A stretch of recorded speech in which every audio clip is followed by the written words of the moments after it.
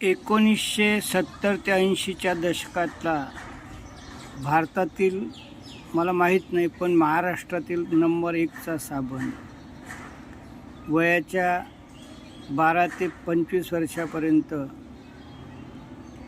या साबणानं कपडे धुणे म्हणजे फार मोठी लक्झरी वाटायची. आता हा बदलला, थोडा देखणा झाला. तेव्हा थोडा ओबडधोबड होता आणि रंगही मळकट होता आणि त्याला असे कव्हर वगैरे काही नव्हतं. परंतु आम्हा विद्यार्थ्यांच्या किंवा गरिबांच्या नशिबी एक दुसरा साबण असतं, त्याचं नाव किसान. तो स्वस्त असे आणि बराचसा हे होता. आणि जे मध्यमवर्गीय नोकरदार वर्ग आहेत, आता उदाहरणार्थ माझे काका ग्रामसेवक होते, तर त्यांचे कपडे या सनलाईटनं धुतले जात. आणि म्हणून जेव्हा मला दुकानात हा साबण दिसला तेव्हा फक्त गुजरा हुआ जमाना आठवणी म्हणून मला राहवलं नाही आणि मी तो साबण विकत घेतला.